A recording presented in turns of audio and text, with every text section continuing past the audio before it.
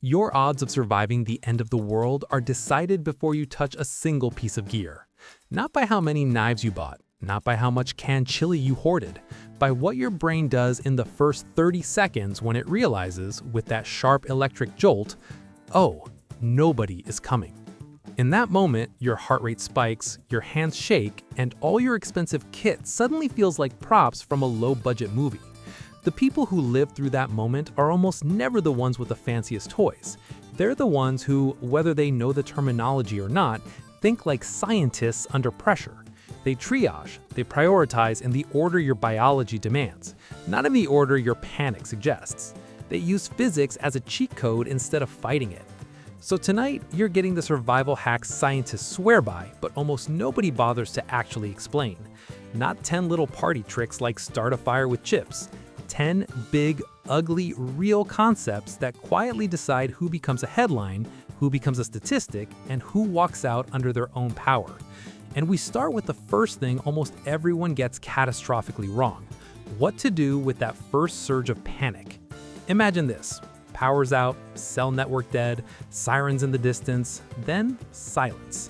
You're not hurt, no zombies, no flames at your door, just an eerie, heavy quiet. What would you do first? Check your phone? Call someone? Run outside? Stare at Twitter like it's going to save you? That instinct, flailing for information and movement, is how people walk straight into their own deaths.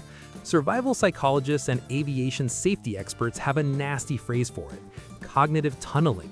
Under stress, your brain locks onto one obvious problem and blinds you to everything else. That's how someone bleeds out while rummaging for their backpack. That's how hikers freeze to death while carefully reorganizing their gear. Here's hack number 1.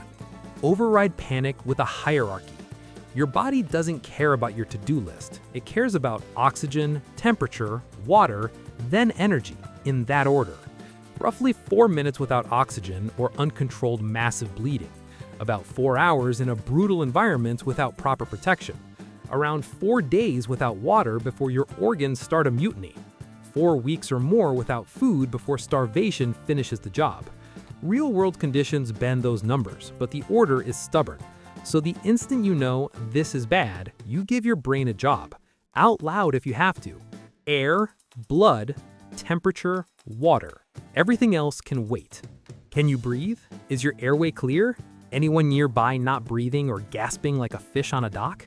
Fix that first. Reposition, clear obstructions, rescue breaths if you actually know how. Next, red stuff. Any obvious spurting, soaking wounds? Press. Hard. Tourniquet if needed and you know how. Only when the air and blood situation is handled do you graduate to the second threat. Is this environment trying to kill my body temperature? Now we're in hack 2, thermoregulation. The boring word that quietly decides whether you stay alive long enough to even be thirsty. Forget the cinematic cabin in the woods. Your first shelter is not a structure, it's the microclimate around your skin. You are essentially a warm water balloon running at about 37 degrees Celsius, floating in a universe that is absolutely not on board with that. Your body throws off somewhere around 70 watts of heat just existing, more when you move. And physics is constantly stealing it through 4 main channels. You lose it to anything you're touching that's colder than you, conduction. To moving air or water that brushes past you and carries heat away, convection. To the cold void around you as invisible infrared light, radiation. And through the phase change of sweat or water evaporating off your skin, evaporation. You don't need a PhD to use this, you just need to bully those 4 into working for you instead of against you. Start with the ground. People obsess about roofs and forget they're lying on a giant heat sink. Wet soil, rock, concrete, they will drink your warmth like it's happy hour. You want insulation under you as badly as you want it over you. Leaves, pine needles, cardboard, clothing, seat cushions, any dry-ish, fluffy, compressible stuff. Pile it up. A thick layer between you and the ground can matter more than 3 extra jackets. Then deal with moisture. Picture this. It's 15 degrees Celsius, light rain, you're soaked but not that cold. That is prime hypothermia weather. People love to picture blizzards. In reality, a lot of hypothermia corpses were found in mild temperatures with wet clothes. Evaporation is the culprit. Every drop of water turning into vapor on your skin steals heat. so you treat wet next to skin as a medical problem. Wring out clothing, strip or swap layers so the driest fabric is against your skin and the wettest is on the outside. If that means you're wearing soggy jeans over mostly dry underwear and a trash bag, so be it. Comfort is irrelevant. Dry near skin is life. In proper cold, researchers and aviation veterans have a trick that sounds wrong but works disturbingly well: vapor barriers. The idea is a non-breathable layer close to your body, like a plastic bag between thin socks and thick socks, or a trash bag under your outer clothes. It traps your sweat as liquid near your skin instead of letting it migrate into your insulation. It feels clammy, yes, but your insulation, the fluffy air pockets that actually keep you warm, stays dry and effective. That's pure physics. Water conducts heat far better than air. Keep the water out of the fluffy zone and you stay warmer longer. Now add wind. Wind chill isn't just an app number, it's convection going berserk. Doubling wind speed can spike your heat loss even if the temperature doesn't change. That means even a flimsy windbreak, tarp, poncho, car mat, a wall of branches buys you time. You're trying to create a bubble of relatively still air around you. So if you're soaked and shivering in a storm and you remember nothing else, remember this order: get off the ground, block the wind, get dry near the skin, then worry about fancy shelters and pretty roofs. You nail thermoregulation and you earn the right to worry about the slow killer, water. Hack 3 is not find water, it's make dirty water safe without wasting your life doing it. Everyone knows you need water. Fewer people appreciate just how brutally a gut infection will ruin your survival plans. Bacteria, viruses, parasites, they all see your intestines as a fully catered party. In a collapsed medical system, dysentery isn't just a bad few days, it's a death sentence wrapped in dehydration. So every mouthful of untreated water is a bet. The science gives you ways to stack the odds. There are 4 main tools: filtration, heat, chemistry, and sunlight. You won't always have all 4, but even 1 or 2 will massively improve your chances. Filtration is your pre-treatment. You're taking out sand, muck, and a big chunk of the larger microbes.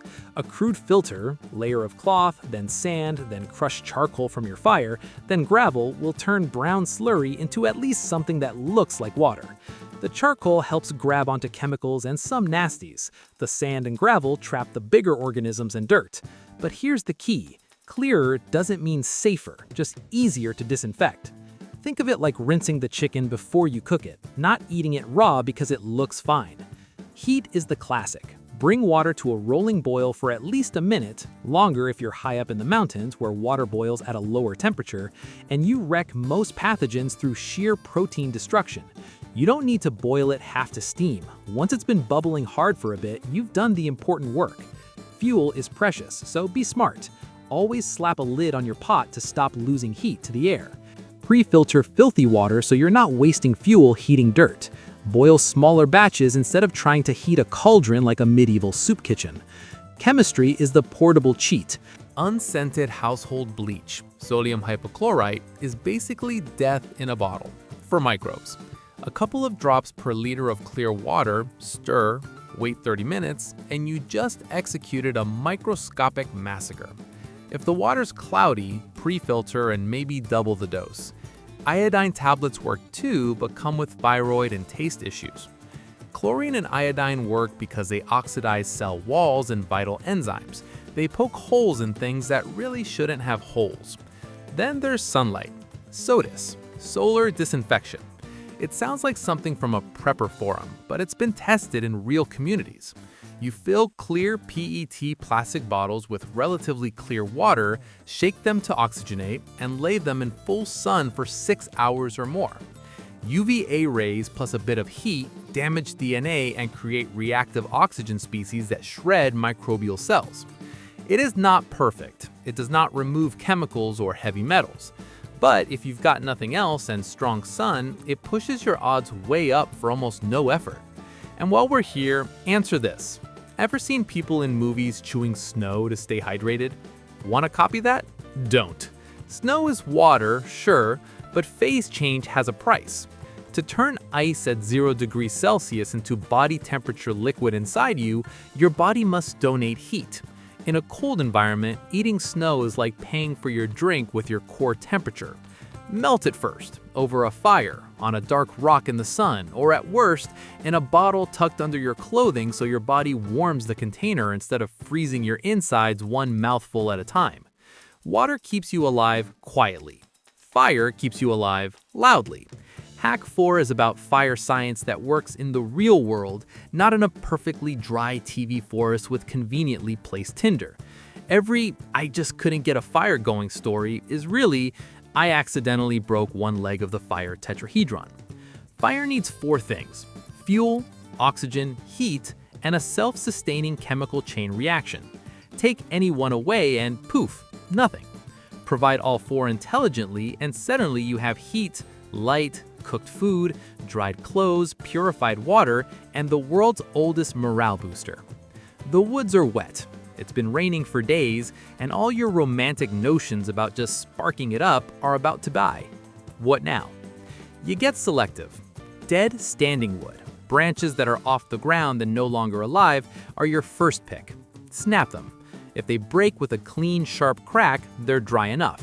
If they bend and tear in slow, sad strands, they're full of water and will spend their first 20 minutes steaming instead of burning. Even when the outer layer is soaked, the inner core of a larger branch is often dry. Split it, smash it against a rock, baton it with another stick, whatever it takes to expose the pale, dry interior. Then think like a chemist. Surface area is king. The finer your shavings and twigs, the easier they heat to ignition. Those feather sticks you see people carve, curly shavings still attached to a stick, exist to do exactly that. Create thin edges with lots of air in between. Look for nature's accelerants. Pine resin, fat wood at the base of old conifers, and birch bark are all loaded with flammable oils that catch easier than waterlogged sticks. They burn hot and long, helping you dry the next layer of fuel. If your lighter is dead and your matches are soaked, there's a sneaky trick hiding in your electronics. Fine steel wool plus a battery. Ultra-thin steel strands have high resistance. Brush them across both terminals of, say, a 9-volt battery, and current heats the tiny fibers red hot. They literally start burning. Touch that glowing patch into your tinder bundle and you have ignition without a spark wheel or flint. This section is based on practical field survival experience rather than formal academic sources. Once your fire is established, don't go full caveman and build a monstrous bonfire. Big fires waste fuel, throw most of their heat straight up, and advertise you to everyone for miles whether you want that or not. Small, dense fires with a good coal bed are efficient. Vertical designs, like a Swedish torch, a log split into quarters and burned from the inside, act like chimneys, pulling in air from the bottom and giving you a hot, controlled burn and a stable cooking surface.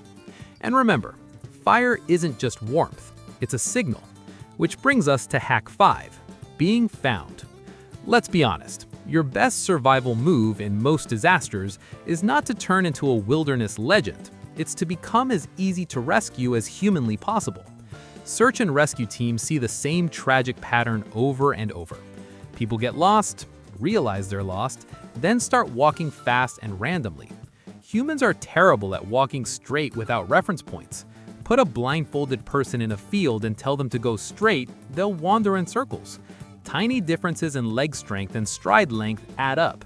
So the scientific move the second you think, wait, where am I? Is not full send towards somewhere. It's stop. Stop, think, observe, plan.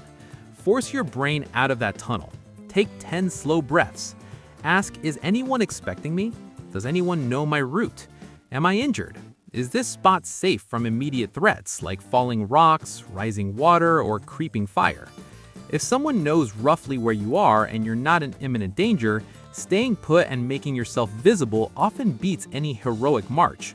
You shrink the search radius. Your energy goes into signaling, not wandering.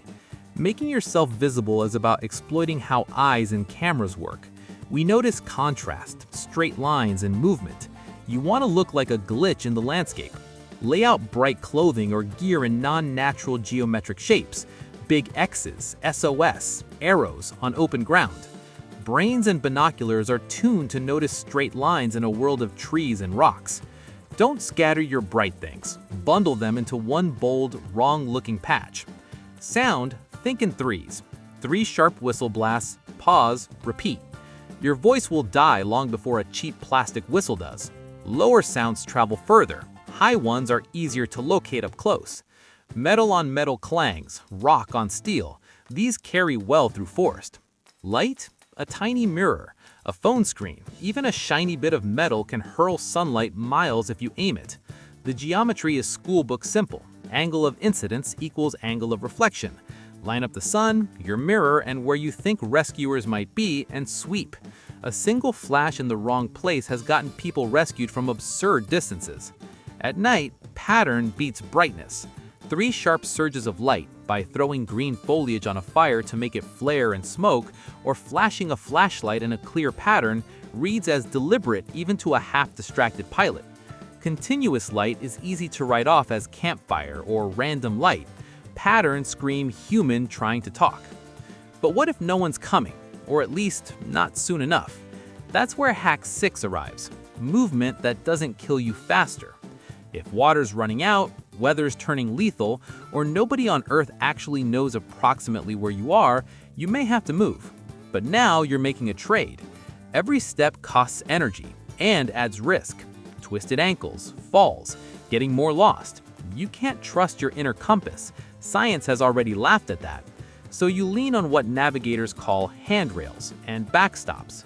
A handrail is a linear feature you can follow, a river, a ridgeline, a road, a fence, power lines. You choose a direction that roughly leads towards a higher chance of people, downstream in many regions, along a road, out of a canyon, and literally let geography help you. Instead of aiming for some invisible point in the forest, you're walking alongside something you can't accidentally drift away from. Backstops are your "if I hit this, I screwed up" lines. A big river you know lies beyond the road you're hoping to intersect.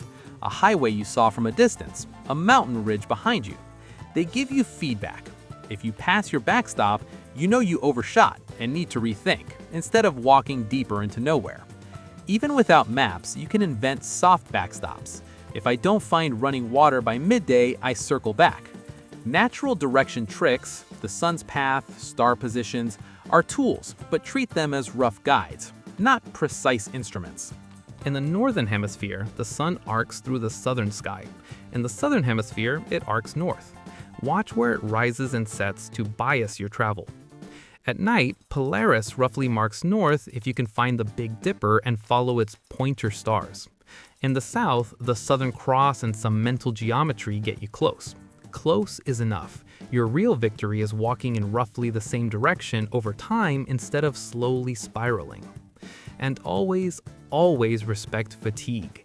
Your balance, judgment, and reaction times nosedive when you're exhausted, cold, or dehydrated. More people get hurt just pushing a little farther before dark than they'd like to admit.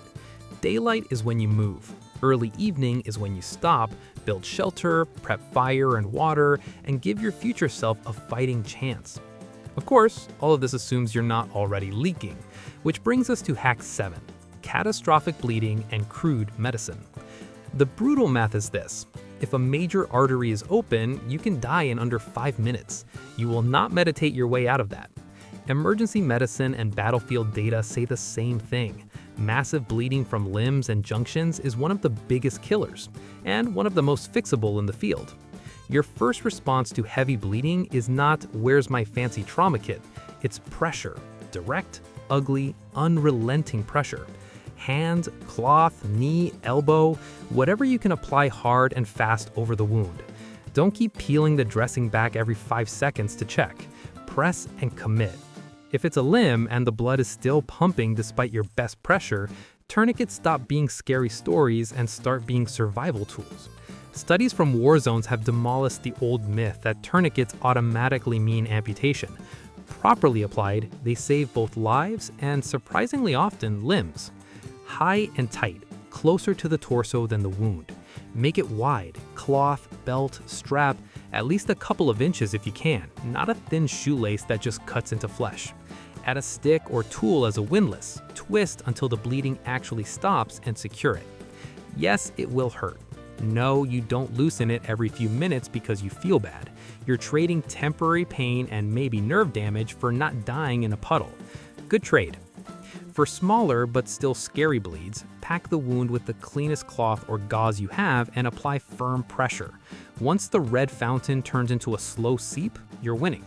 Then you fight shock. Lay the person flat, legs slightly elevated if there's no obvious injury to the spine, pelvis, or legs. Keep them warm. Shock and hypothermia love each other. Talk to them. Calm, repetitive, boring talk. You're okay. I've got you. Bleeding slowing. We're staying warm. That conversation is not fluff. It helps keep their conscious brain engaged and blood pressure a little more stable. Infection is the sequel nobody ordered. Within hours to days, bacteria can turn a dirty wound into a feverish mess. Flush with the cleanest water you can manage. Remove obvious gravel, dirt, and plant bits with something clean, not your filthy fingernails. Cover with a clean-ish dressing and change it if it becomes soaked or obviously disgusting. You are not going to create a sterile hospital field. You are going to make it less bad and buy time. By now, you've handled the big three: environment, hydration, bleeding. Your fire's going. You're not wandering in blind circles. Nobody is actively dying on you. That's when your stomach shows up and starts yelling. Hack 8, don't let your hunger panic wreck your survival math. Your body has an absolutely unfair amount of backup fuel. There are clinical studies where people fasted for weeks under observation and lived. Miserably, but lived. Short term, your liver dumps stored glycogen into your blood to keep your brain powered. When that's gone, your metabolism shifts toward burning fat and eventually muscle. Is it pleasant? No. Does it mean you have to start eating mystery berries on day 2 or you'll keel over? Also no. The real danger in the first several days isn't lack of calories, it's the dumb decisions hunger and low blood sugar can push you into. Sprinting after animals you have zero chance of catching. Bushcraft cosplay with unknown plants. Burning all your daylight and fuel on elaborate cooking projects instead of shelter and signaling. So the science-backed hack here is counterintuitive. In the short term, eat less and think more. Conserve energy like it's cash. Move only when it clearly improves your odds, towards water, out of obvious danger, towards visibility. When you do look for food, favor options with a high payoff and low risk. Fish if there's water and you have even crude line and hooks. Insects, grubs, crickets, larvae, are calorie dense and way less likely to kill you than that pretty red plant you can't quite identify. Nuts and roots you actually recognize beats mystery salad that might be neurotoxic. Remember, a mild calorie deficit you can come back from. Poisoning yourself in the wild is one of those mistakes you don't get to write YouTube comments about later. All of this, staying put or moving, bleeding or bandaging, happens in one place, your head, which leads to hack 9, psychological survival. Your brain, when it feels trapped and helpless, does something ugly called learned helplessness. It decides nothing you do matters, and once it believes that, your odds drop off a cliff. People in perfectly survivable situations have laid down and died because internally, the game felt unwinnable. You fight that with structure. Shrink the future to a size you can carry. Instead of, I have to survive until rescue, you tell yourself, I have to stay warm and hydrated until sunrise, then until midday, then until the next firewood run. You create micro-missions. Build a better windbreak, boil 2 containers of water, set up a better signal, check everyone's injuries. Every time you complete one, your brain gets a hit of, I did something. That tiny sense of control isn't just feel-good fluff, it literally changes your stress chemistry. Lower cortisol, better immune function, clearer thinking. The horrible situation doesn't change, but your ability to live inside it does. If you're with other people, assign roles, even loosely. You're fire and water, your shelter and signals, I'm medical and navigation. Rotate when people get tired or overwhelmed. This prevents the classic disaster pattern, where one person does everything and burns out, while everyone else numbly watches. Expect conflict. Hunger, fear, cold, they turn tiny annoyances into full-on arguments. When that happens, remind yourself every minute you spend fighting your group is a minute you're not gathering wood, reinforcing shelter, or watching the sky for a chopper. You don't need to hold hands and sing, you just need a working truce and some dark jokes. And oddly enough, those dark jokes are medicine. That grim, sarcastic humor people fall into when everything is awful, psychologists see it over and over in people who get through extreme situations. It gives your mind a sliver of distance from the horror. This is bad turns into, this is absurdly bad, but I'm still here. That gap is where resilience lives. The final hack, the one nobody markets in shiny packaging, is this. All of these skills work best if you flirt with them before you actually need them. You don't need to move to a cabin in the woods, but you can go one weekend without power on purpose and see what happens to your brain when the lights stay off. You can practice making a tiny fire in the rain, building a windbreak out of garbage, purifying water from a puddle in a controlled way. You can learn how to apply a tourniquet before someone's blood is on the ground. Because in the real world, top 10 survival hacks scientists swear by boils down to a less sexy, more accurate sentence. Know what kills you first. Fix that. Then the next thing. Then the next thing. Air and blood. Temperature. Water. Energy. Signals. Movement. Bleeding. Infection. Mindset. Practice. You are not negotiating with fate. You're negotiating with biology and physics, and they're surprisingly consistent once you understand the rules. So if the day ever comes when the phone is dead, the power's gone, and your heart is hammering in that awful, sterile silence, you'll know what to say. Not to me, not to the camera, but to yourself. Okay, first things first.